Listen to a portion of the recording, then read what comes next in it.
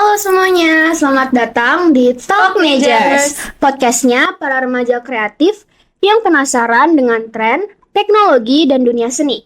Senang banget bisa bareng kalian di episode kali ini.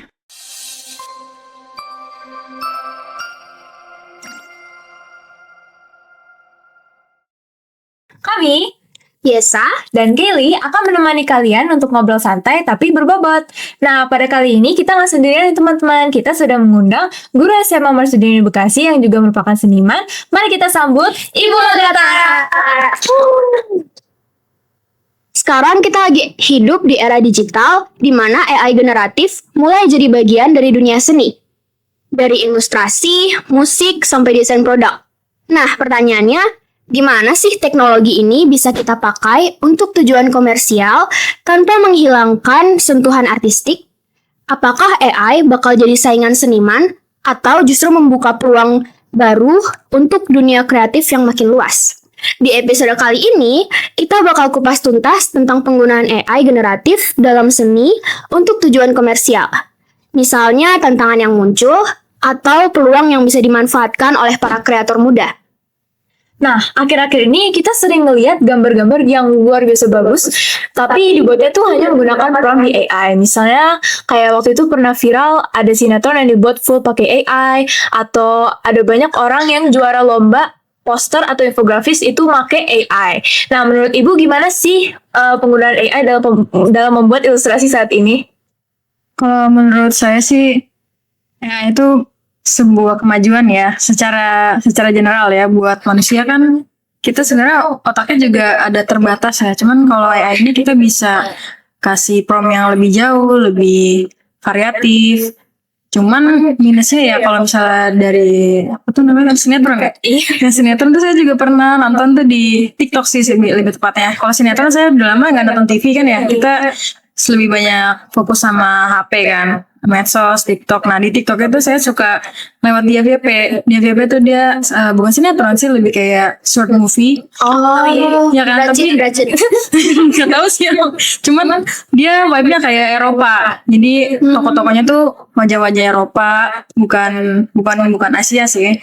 Dia juga film dan itu plotnya bagus sih menurut saya, kayak dramatis dan lain-lain. Cuman mungkin ya kalau kita perhatiin baik-baik sih pasti ada minusnya lah dari segi ekspresi, mood atau feel-nya gimana gitu. Nggak kurang masuk sih menurut saya secara general ya.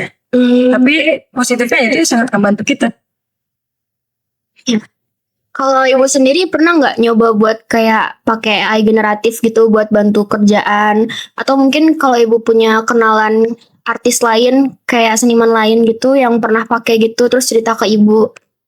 Kalau saya sendiri dari awal AI terbentuk saya agak skeptis, kayak apa sih AI gitu, kenapa sih orang jadi kayak terlalu bergantung sama AI, sama teknologi, sama ya sebenarnya bagus tadi ya, kita udah sempat mention tuh bagus, tapi kenapa kita jadi bergantung gitu. Cuman pada akhirnya kita membutuhkannya karena dunia itu makin sekarang tuh makin cepat, mungkin karena serba instan dan apa ya, kemajuan juga cepat, jadi mau nggak mau kita ngikutin apa namanya teknologi gitu. Misalnya nih di kantor atau mungkin saya di luar sekolah ya, mungkin lagi ada freelance atau job di luar, butuh waktu yang cepat buat ngedit sesuatu gitu kan. Ya udah mau nggak mau saya kasih itu. Cuman emang beratnya adalah dibikin promptnya. Kalau promptnya kita nggak pintar, kita tetap nggak bakal dapat hasil yang maksimal.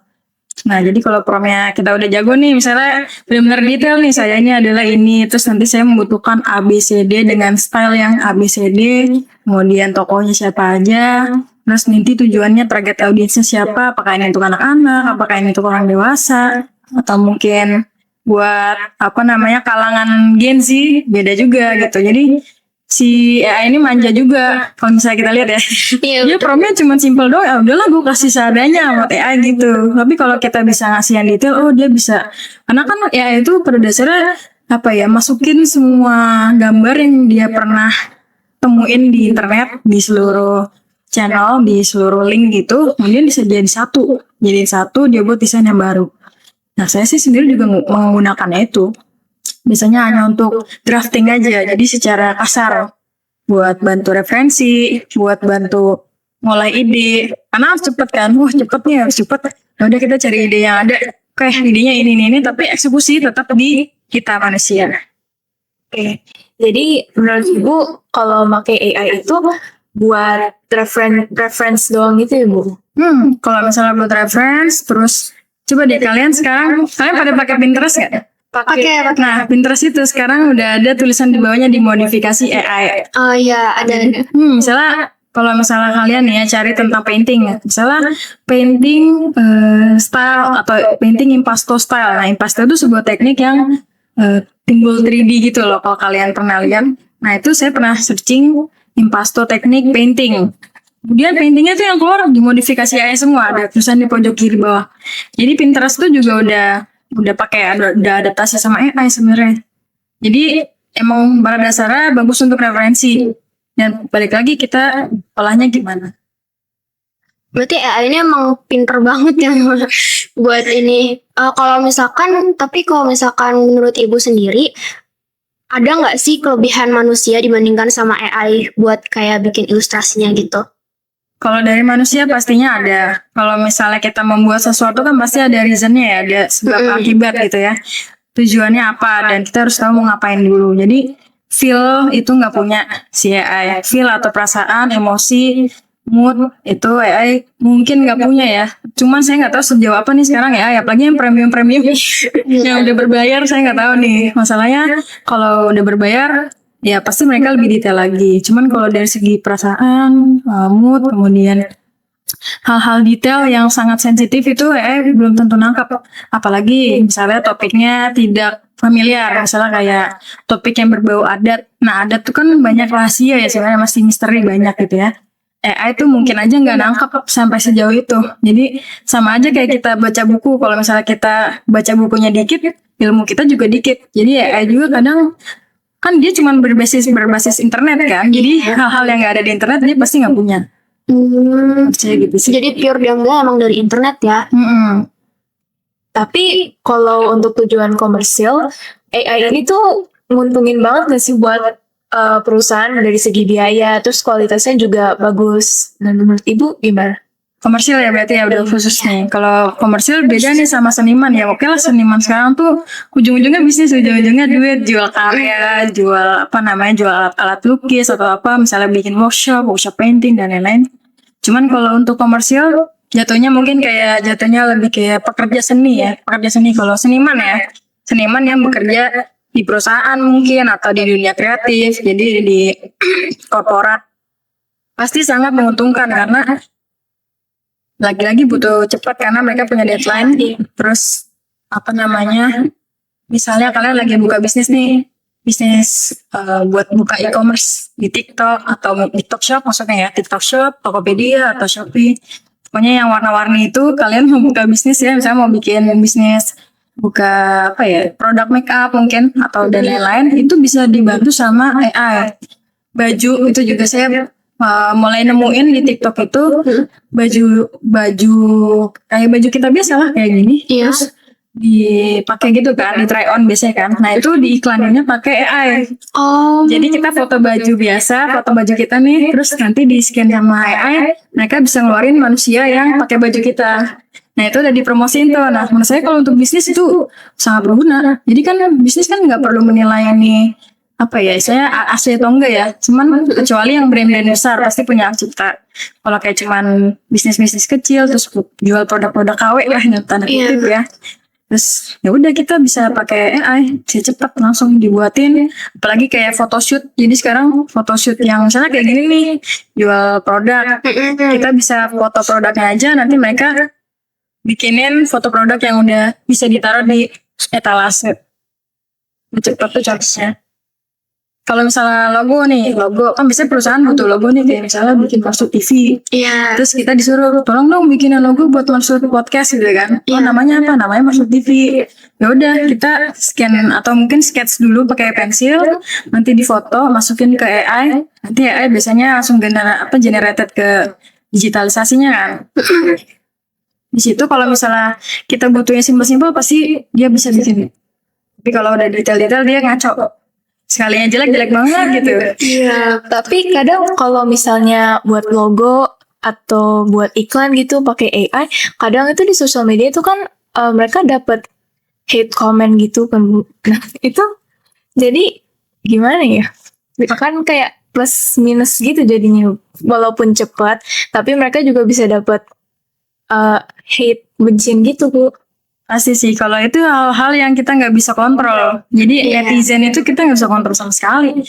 Cuman keputusan akhirnya adalah di kita. Kita mau tetap gerak atau mau tetap lanjut atau enggak. Kita mau dengerin orang banyak itu atau enggak. Masalah hate comment pasti ada, kayak apa ya, iklan. Bukan iklan sih, mungkin lebih kayak yang saya sering temuin tuh video-video kayak misalnya video kecelakaan. Terus itu kayak ini AI gitu kan. Terus biasanya orang-orang tua nih yang kena, ini ada berita kecelakaan dikabarkan 5 orang meninggal misalnya di jalan A gitu kan. Terus dia nanya ke anaknya, dia ini AI apa enggak? Itu AI Bu gitu kan.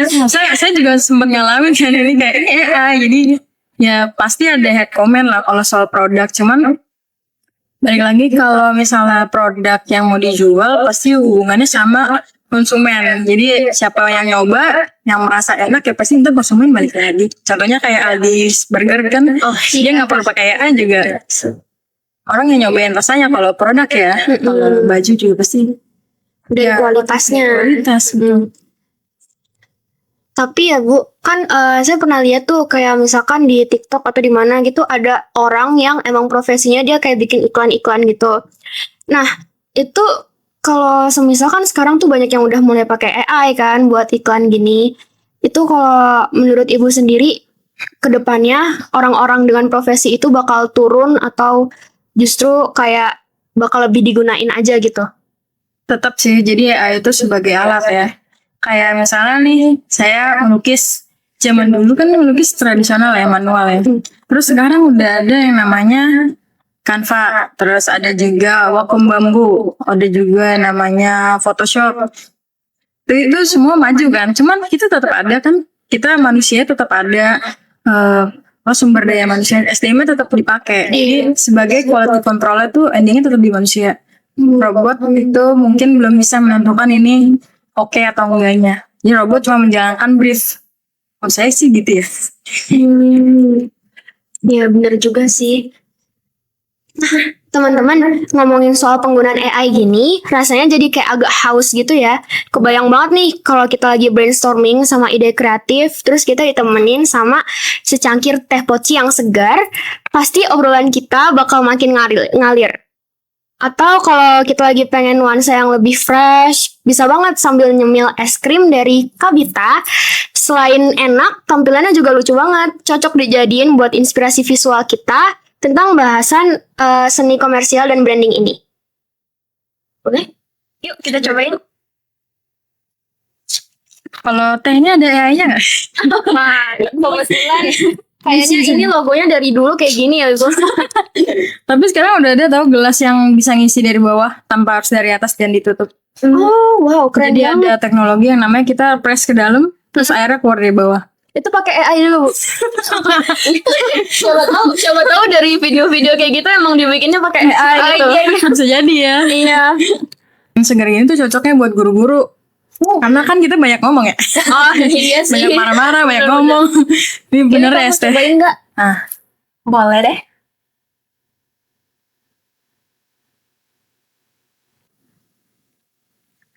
es krim Kabita. Ini baru tahu Ibu. Di mana? Kayaknya belum di seberang. Kayaknya belum di. Ini produk baru. Belum dijual gitu. Tapi kita udah ngambil ini. Dapat early access. Yes. Gitu. Besok teman-teman kalau penasaran sama rasanya, boleh banget dicoba. Nah, siap lagi kalau lagi panas-panas. Oke, lanjut. Nah, Kalau menurut Ibu, caranya kan banyak nih tadi Ibu bilang banyak yang udah pakai AI buat ilustrasi atau apa gitu kan. Nah itu tuh bisa bertahan gak sih di era yang semua orang tuh bisa dapat gambar yang bagus atau kayak yang harus cepet atau kayak gratis gitu lewat AI. Cuman bukan yang apa ya? Bukan yang kayak sekarang banget, cuman buat ke prospek kedepannya gitu, Bu. Maksudnya AI itu bakal bertahan apa enggak? Iya, benar-benar. Menurut saya sih tetap bakal dipakai ya, karena sangat bermanfaat dan cepat. Bahkan nanti mungkin AI bisa ngeluarin fitur-fitur yang lebih jago lagi. Sekarang aja Canva udah bisa pakai AI kan? Canva udah pakai AI, WhatsApp udah pakai AI. Mungkin Line, kalau Line saya nggak tahu ya. Sekarang Line kayaknya belum ada deh. Terus di Instagram juga udah mulai ada, Meta AI juga udah ada kan. Iya. Pasti malah makin berkembang. Jadi bukannya menghilang tapi berkembang. Masalah balik lagi ke manusianya ya, kayak yang tradisional masih ada nggak ya? Pasti masih ada juga. Karena balik lagi ke tes tiap orang kan beda-beda ya. Saya sih itu bakal tetap ada ke depannya. Malah makin maju sih AI itu. Iya. Tapi karena AI yang makin maju itu, menurut Ibu kesempatan kerja buat ilustrator tuh masih ada. Karena kan mungkin perusahaan itu kan pakai AI karena gambarnya udah bagus, hasilnya cepat, terus gratis lagi. Tapi kalau seniman itu kan bayar lagi, terus mungkin lama gitu buat nyambung itu gimana? Menurut saya pasti ada momennya, ada saatnya ilustrator tuh lagi tidak hype ya, lagi turun nih, mode-modenya turun. Tapi nanti kayak pasti ada suatu saat balik lagi ke masa lalu. Kayak misalnya style baju nih, style baju kan dulu seperti itu ya, style kalau misalnya kalian suka nontonin fashion Iya. ya, secara waktu ke waktu kan pasti dulu kayak kuno banget, tapi zaman sekarang tuh kita pakai gaya vintage malah keren kelihatannya kan. Jadi pasti nanti akan muter-muter aja sih sebenarnya mungkin, tapi dalam jangka waktu yang nggak cepat sih menurut saya. Jadi ilustrator ya pasti akan mungkin ada masanya meredup lah, tapi pasti balik lagi ke orang-orang yang selera. Oke. Ngomongin soal AI generatif ini, rasanya bikin otak kerja keras ya. Jadi sampai-sampai jadi pengen ngemil nih. Kebayang kalau ada gemoy koin. Nah, roti gemas berbentuk koin dengan isi keju yang lumer kalau ditarik. Selain bikin kenyang, tampilannya juga estetik banget. Kayak karya seni yang bisa dimakan. Jadi pas banget nyambung sama bahasan kita tentang seni komersial dan branding. Kita cobain dulu ya teman-teman. Semoga kejunya bisa Ditarik.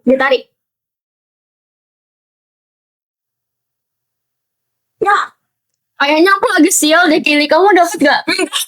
Ibu Agatha gimana? Iya, ini udah dingin juga kayaknya. Dari tadi kita tinggal ya sambil ngomongin ini. Iya, mungkin kalau fresh from the oven bisa lebih Tuh. Berarti teman-teman harus beli langsung aja ke tempatnya. enak tapi rasanya. Iya, manis ya, Bu? Dia juga ada banyak rasa, Bu. Kalau yang ini originalnya, tapi dia ada rasa kayak Oreo, coklat, taro gitu. Nah sih. Kalau ini rasa apa, Kili? Original. Original tuh berarti keju aja gitu. Iya, Bu. Kalau saya sih kayaknya lebih suka original deh. Karena udah manis ya, Bu. Takutnya kalau ditambahin rasa-rasa lagi makin manis. Tapi mungkin karena ini ngobrolinnya sambil ngeliat saya ya. Bisa.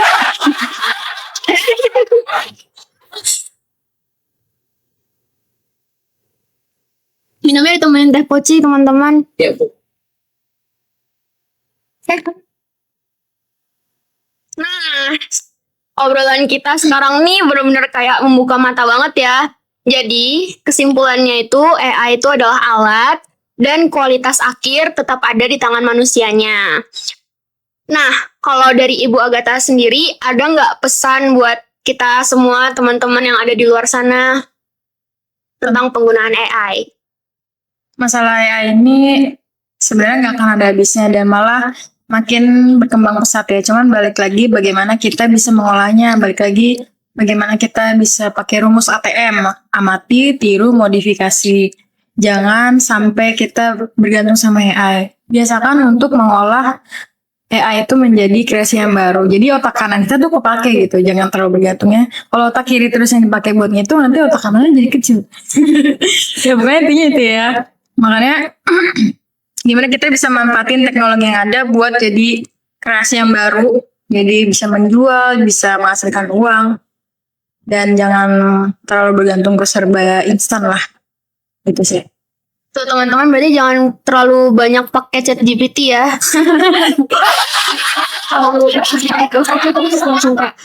buka GPT terus ditanya gitu bikin promnya. Ya cari jawabannya apa nih, ada sih dapat. Taunya salah. Iya. Pengalaman ya, Bu.